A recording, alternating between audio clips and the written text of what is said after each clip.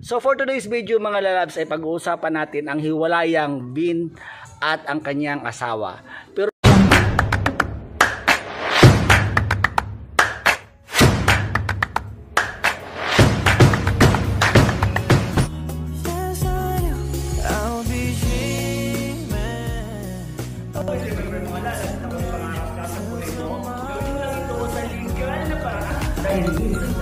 ikaw lang makakatupad ng wish mo.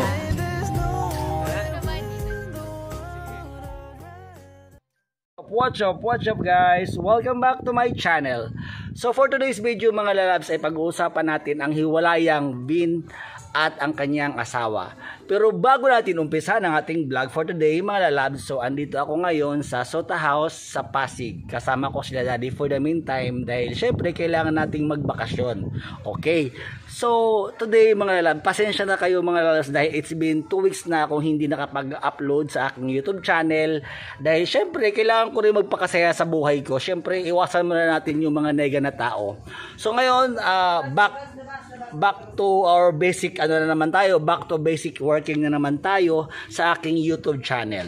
Okay, so ang ating pag-uusapan for today mga labs ay ang hiwalayang ang aking 8 years boyfriend na si Vin at yung kanyang asawa, which is kagabi pa lang. Sobrang mainit-init pa itong ating ibabalita for today's video. O di ba? Once more for today's video. So yan mga love, so actually kagabi magkasat kami ni Alvin dahil yun na nga, so si Alvin kasi ngayon nakatira sa Tarlac. Okay, sa Tarlac siya nakatira sa kanyang asawa at sa mga hindi pa nakakaalam na si Alvin ay meron ng 2 anak. Okay, so kagabi magkasat kami kagabi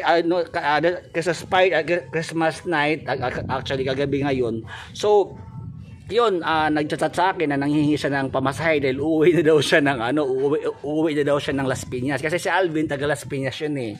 So yung kanyang asawa ay taga Tarlac. Okay, so nanghihingi sa akin ng pamasahe dahil nag-away daw sila ng kanyang asawa. So yun, so ito na nga talaga ang alam mo yun, ito na talaga yung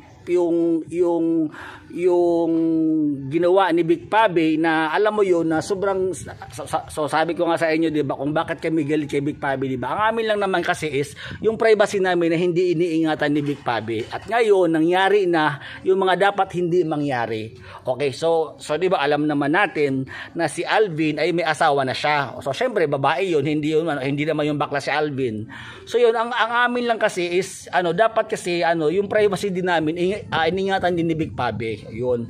So ngayon mga lalabs, medyo sad story o di ko alam kung yung mga bakla ay matutuwa or malulungkot sila sa ibabalita ko ngayon.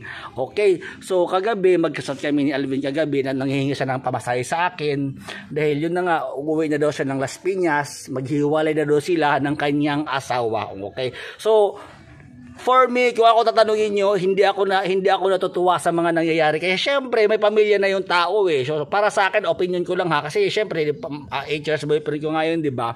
Pero kung sasabihin yung maghihiwalay na sila ng kanyang asawa dahil syempre meron na silang anak, paano naman yung mga anak nila o bakit sila maghihiwalay dahil sa yun na nga, so scandal. Okay, so scandal. Actually pwede naman tayong gumawa ng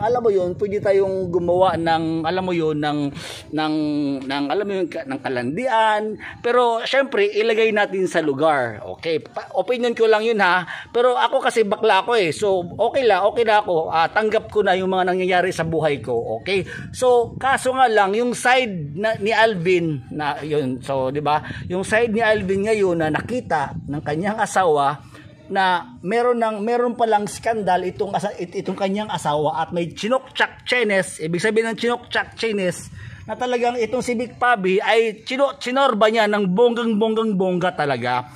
Wala pang alam mo yung face reveal talaga, alam mo yung matapang na talagang nakaka-intense yung ginawa nila actually. So nakita ng kanyang asawa ang mga past na ginawa ni Alvin. Ayun.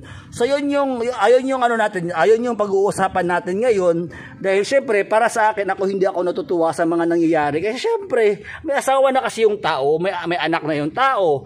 So for me hindi ako natutuwa sa mga nangyayari. Pero sa ibang mga baklang greedy na alam mo yun, syempre na gusto nilang bumalik si Alvin sa mundo ng kalaswaan, alam mo yun.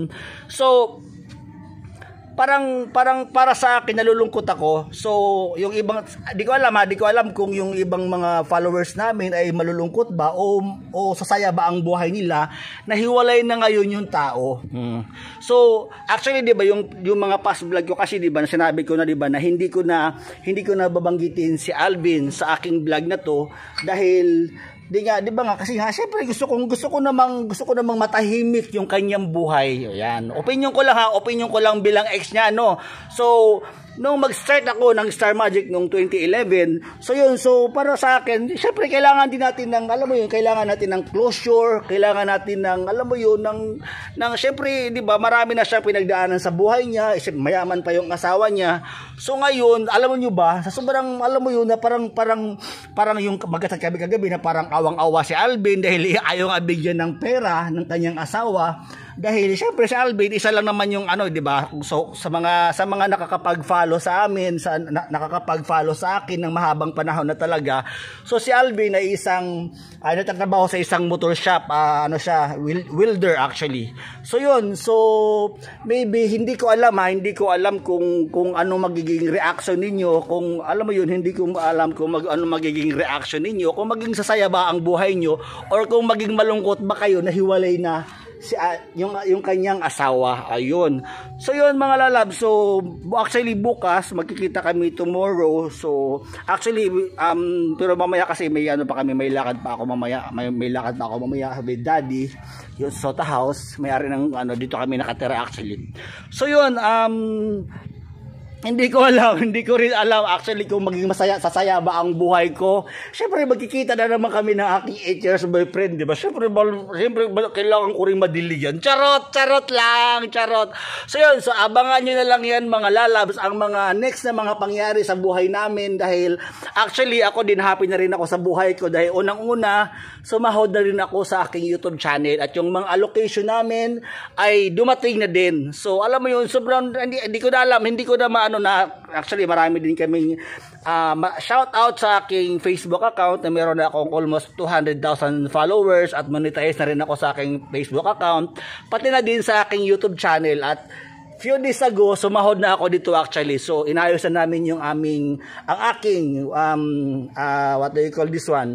Ang aking tax revenue. So, kung kahit saan na kami magpunta, kahit papunta pa ako sa Encantadia, sa Mars, pwede na kaming pumunta dahil, syempre, meron na akong tax na alam mo yung kahit saan kami pwedeng magpunta. Okay, so, abangan nyo na lang yan mga lalabs sa ang aking second vlog, ang aking part 2 episode, ang hiwalayang Vin at yung kanyang asawa. Ayun. So sa mga hindi pa nakapag-subscribe ng aking YouTube channel, I am inviting everyone to please subscribe my YouTube channel and please don't forget to hit the bell button para updated kayo sa mga bagong videos in-upload ko. Always remember mga lalabs na kung may pangarap ka sa buhay mo, gawin mo lang ito sa legal na paraan dahil minsan talaga ikaw lang makakatupad ng wish mo. Bye-bye! Yeah.